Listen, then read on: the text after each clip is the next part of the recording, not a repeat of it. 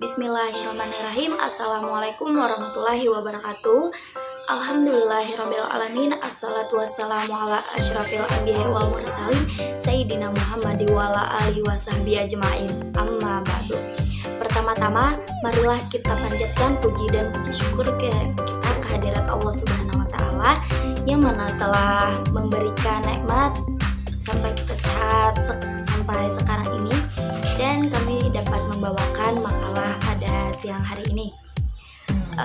Dan tak lupa kita panjatkan kepada baginda Nabi Muhammad SAW yang telah membawakan kita dari zaman yang jahiliyah ke zaman yang terang benderang bercayakan iman, Islam, dan ihsan. Oke, kami dari kelompok 2 ingin membacakan makalah dengan mengateri hubungan ilmu kalam, filsafat, tasawuf, dan perbedaannya. Sebelumnya saya ingin memperkenalkan kepada kalian semua pemakalah di kelompok 2 ini yang beranggotakan 4 orang.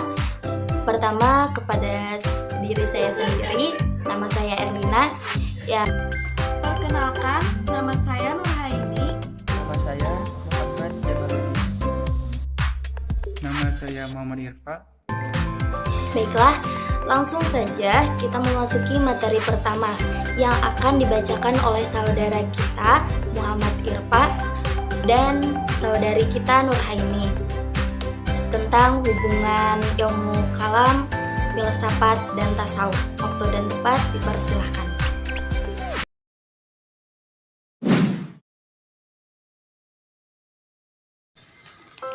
Perkenalkan, nama saya Nurhaini. Saya akan menjelaskan tentang hubungan ilmu kalam, filsafat, dan tasawuf. Ilmu kalam sebagai ilmu yang menggunakan logika di samping argumentasi nakiliyah berfungsi untuk mempertahankan keyakinan ajaran agama, sehingga pada dasarnya ilmu kalam menggunakan metode dialektika atau jadilah atau dikenal juga dengan dialog keagamaan. Sementara tasawuf adalah ilmu lebih menekankan rasa pada rasio. Sebagai sebuah ilmu yang prosesnya diperoleh melalui rasa, ilmu tasawuf bersifat sangat subjektif, yakni sangat berkaitan dengan pengalaman. Itulah sebabnya bahasa tasawuf sering nampak aneh bila dilihat dari rasio, karena pengalaman rasa sangat sulit untuk dibahas. Sedangkan filsafat, sebuah ilmu yang digunakan untuk memperoleh kebenaran rasional, filsafat menghampiri kebenaran dengan secara menuangkan akal budi secara radikal, integral, serta universal, tidak merasa terkait dengan yang lain, hanya berpedoman dengan ikatannya sendiri, yaitu logika. Asik. Bismillahirrahmanirrahim. Di sini saya akan menunjukkan pembacaan dari saudari ini. Jika digambarkan dengan tabel, maka akan terlihat kolerasi antara ilmu kalam, filsafat, dan tasawuf sebagai berikut. Ilmu kalam, objek kajian, ketuhanan, dan segala berkaitan dengannya. Sumber, logika. Metode, dialektika, dalam kurung jadiliyah atau dialog keagamaan. Ilmu filsafat, objek kajian, ketuhan, di samping masalah alam, manusia, dan segala sesuatu yang ada. Sumber, akal, atau logika. Metode, rasional. Ilmu tasawuf, objek kajian ke Tuhan dan segala upaya-upaya pendekatan kepadanya. Sumber, qalbu. Metode, rasa, riadat, dan pengalaman.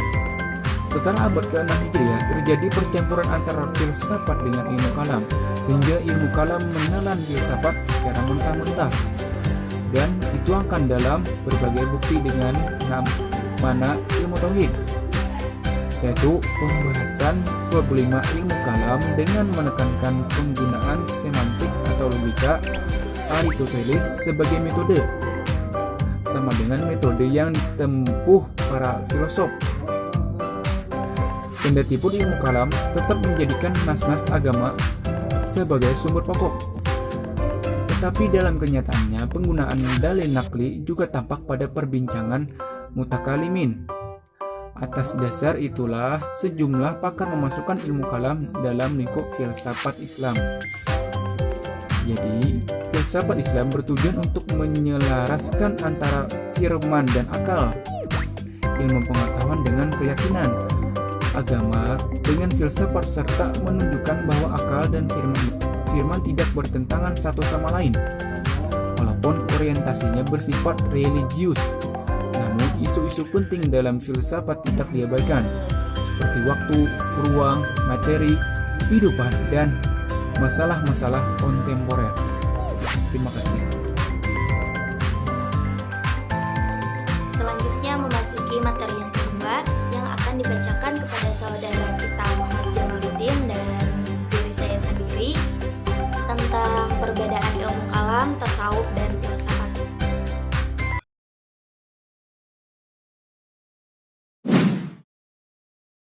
Bismillahirrahmanirrahim. 2. Perbedaan ilmu kalam, filsafat, dan tasawuf. Setelah membahas tentang persamaan dari ketiga ilmu tersebut, juga terdapat perbedaannya. Perbedaan di antara ilmu tersebut terletak pada aspek metodologinya. Ilmu kalam. Pada dasarnya ilmu kalam menggunakan metode dialektika atau jadilah. Dikenal juga dengan istilah dialog keagamaan. Sebagian ilmuwan bahkan mengatakan bahwa ilmu ini berisi keyakinan-keyakinan kebenaran, praktek, dan pelaksanaan ajaran agama. Meskipun ilmu kalam merupakan sebuah disiplin ilmu yang rasional dan logis, namun kalau dilihat dari asas-asas yang dipakai dalam argumentasinya terdiri dari dua bagian, yaitu akli dan naqli. Bagian akli ini terbangun dengan dasar pemikiran yang rasional murni. Itu pun kalau ada relevansinya dengan nakli. Karena nakli tersebut adalah untuk menjelaskan dan menegaskan pertimbangan rasional supaya memperkuat argumen-argumennya. Bismillahirrahmanirrahim. Oke, di sini saya ingin melanjutkan makalah dari saudara kita Muhammad Jamaluddin tentang perbedaan ilmu kalam, tasawuf, dan filsafat. Oke, filsafat adalah sebuah ilmu yang digunakan untuk memperoleh kebenaran rasional. Filsafat menghampiri kebenaran dengan cara menuangkan akal budi secara radikal, integral, serta universal. Tidak merasa terikat oleh apapun kecuali oleh ikatan tangannya sendiri yang bernama logika. Dan ilmu tasawuf adalah ilmu yang lebih menekankan rasa daripada rasio. Oleh sebab itu, filsafat dan tasawuf sangat distintif atau sangat berbeda. Sebagian pakar mengatakan bahwa metode ilmu tasawuf, intuisi, atau ilham, atau inspirasi yang datang dari Tuhan. Perbedaannya adalah jika ilmu kalam adalah salah satu pembahasan mengenai dasar-dasar dalam agama Islam. Kalau filsafat merupakan hasil pemikiran seorang pemikir mengenai ketuhanan, kenabian, kemanusiaan, alam, realitis ontologi, pandangan tentang hakikat ruang, waktu, dan materi. Sedangkan tasawuf adalah bagian dari perkembangan ajaran Islam dari para sufi.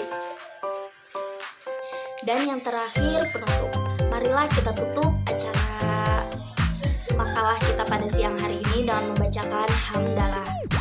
Mungkin sampai di sini makalah yang dapat kami bawakan. Akhirul kalam, assalamualaikum warahmatullahi wabarakatuh.